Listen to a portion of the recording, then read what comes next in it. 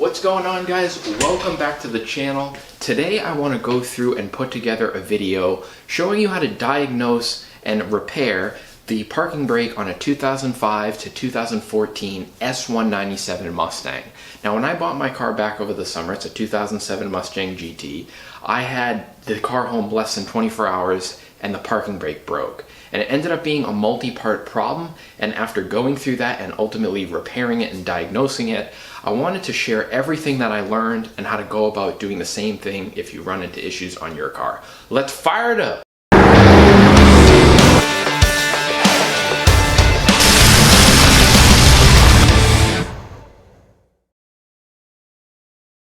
So I want to go through and give you kind of an overview of how the parking brake system works on these S197 Mustangs. They're going to be pretty much the same. There may be some part number differences and you'll have to, look at those based on your specific year, but the basic premise and operation is going to be the same all the way across 05 to 2014.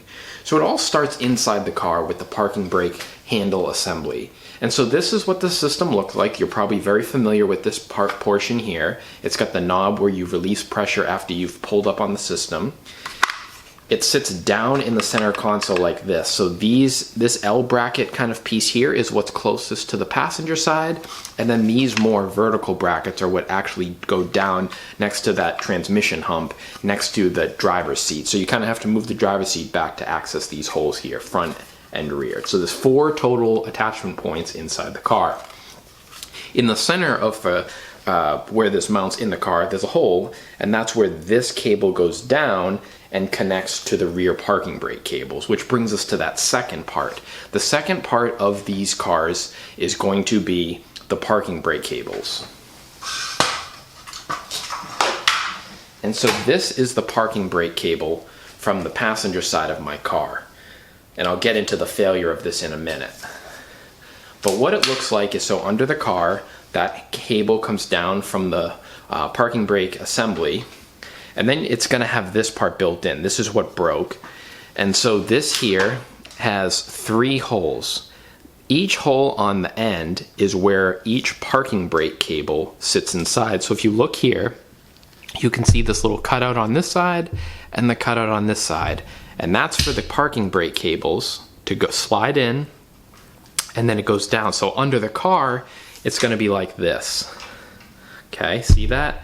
They're pointing to the rear of the car. And then what fails on the handle is on the end, you may have seen that frayed cable. And so this little barrel connector right here, if you can see this little hole, yeah, that's what was supposed to be connected to the back of the frayed cable on that handbrake assembly. And so that would have gone in this center hole here, right like this. And that would be putting pressure. The cable would be coming out from right here, and that would be keeping pressure towards the front of the car on the actual assembly itself. So when this snaps, now this piece here is just kind of free floating with each parking brake cable to the passenger side and the driver's side, just kind of sitting there with no attachment now to the handbrake assembly. And ultimately you have no parking brake. So this will bring us to the third part of the system, and that is going to be the rear calipers. On the passenger side and the driver's side, each caliper has a spring mechanism. And so when you pull up on the handbrake assembly in the car, it then puts tension on the passenger and driver's side cables here, and in turn the other end of these cables put pressure on a spring mechanism in the brake caliper, which then locks your brake pads against the rotor, and that's how your parking brake engages.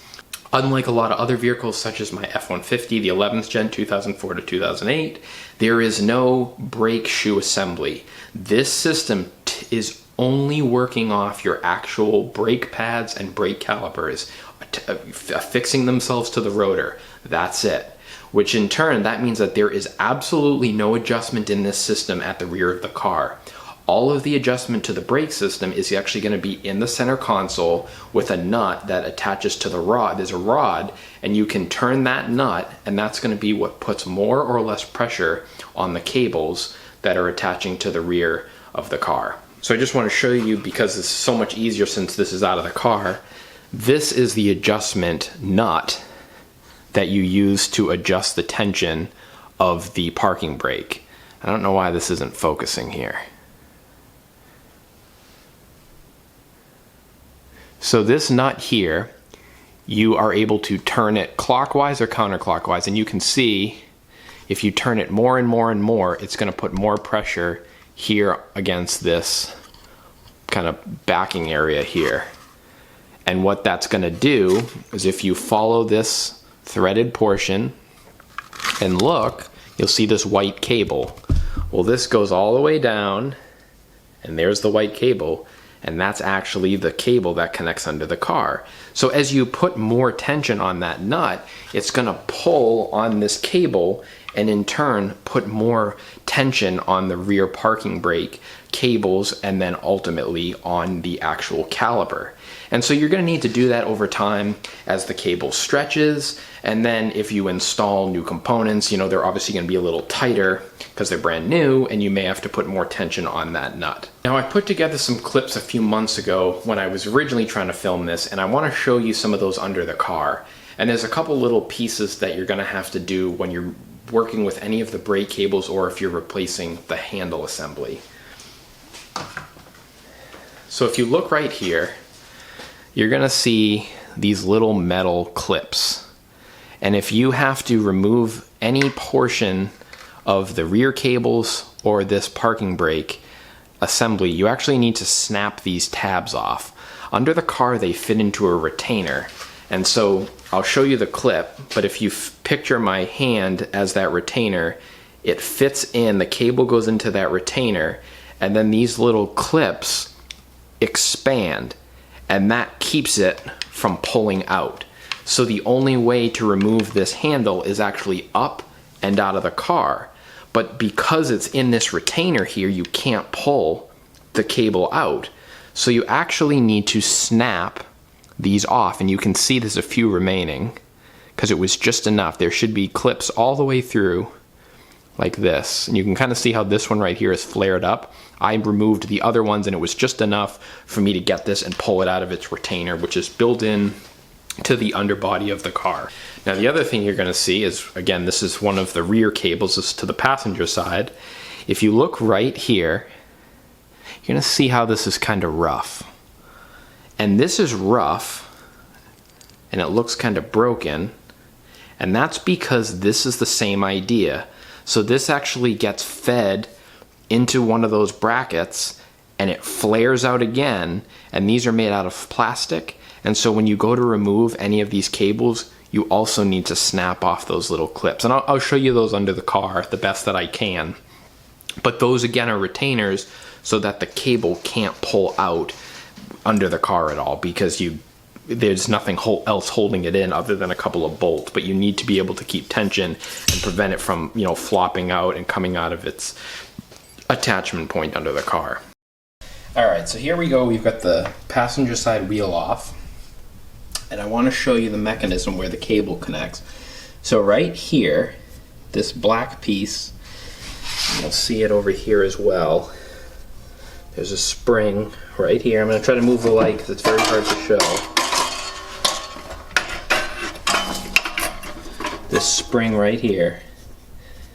Right here. This is the mechanism built into the brake caliper. And so when you put pressure on the parking brake, if you look right here, this piece here, this little cable, this is your parking brake cable. And so when you pull the handle, it puts pressure and pulls this lever down, which is attached to the spring, and it clamps your rear pads on the brake caliper to the rotor. So that's how that whole system engages. Now the rear parking brake, again, please pardon the light, I'm doing the best I can. If you look here, there's this little clip, and this is a retainer that holds the parking brake cable into its mounting position on the caliper. See that little retainer right there? That retainer, you just push in, it pulls out easily and it pushes in easy, and that's what holds that cable in place. Okay? And then the top of the cable sits on that lever right there. and what I did was I had to just move it with like a set of pliers and pull it in so that I could sit it right on top in the mechanism. So now what I'm going to do is I'm going to show you how the parking brake actually works once you pull up on the handle. I think this is a good visual. It's going to give you an idea of what to be checking for when if you run into an issue, and if everything appears to be okay, we can actually get an idea of how everything engages, which is something I wish I had when I ran into this problem. So here we go. So what you're looking at here is when you see the parking brake cable and lever assembly go up, that means that the parking brake is disengaged, and as you pull on the handbrake assembly in the car and the lever and cable ratchet down, that's how you know that the assembly is engaged. And I'm just showing you engaging and disengaging.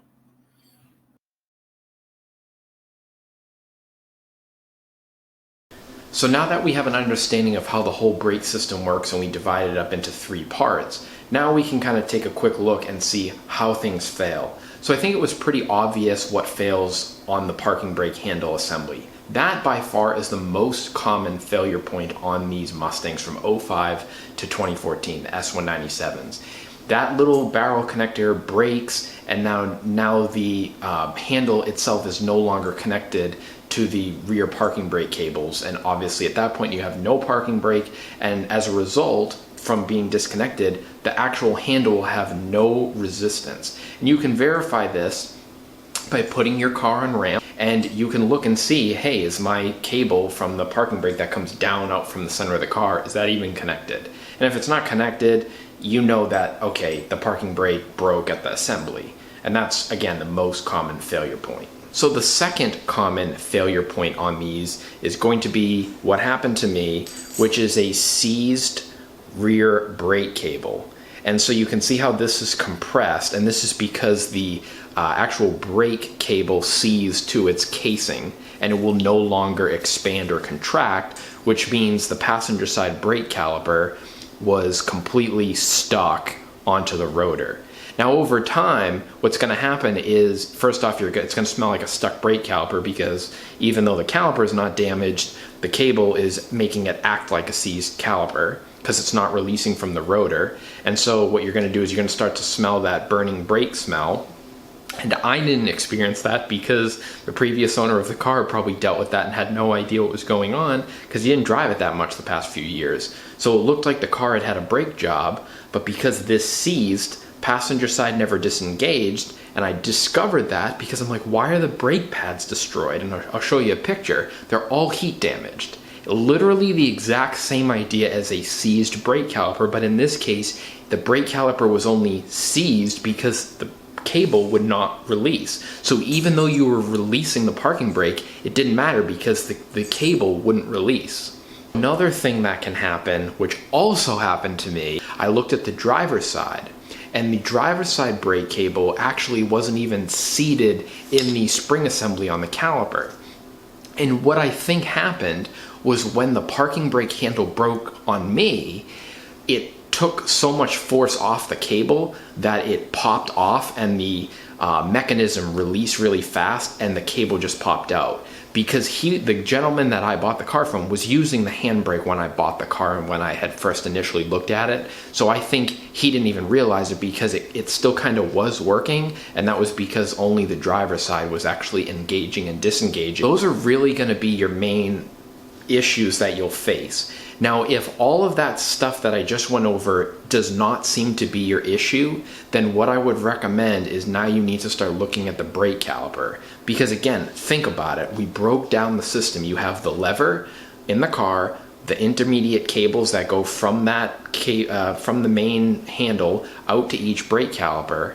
And if the system is appearing to engage but nothing's happening, you may have a problem with your brake caliper. It could be a loose and damaged mechanism, which happens. It could mean your brake caliper is still okay in terms of actual just regular service brakes, but when you're trying to disengage that, something internally may be damaged in the caliper, which is not letting that spring mechanism operate.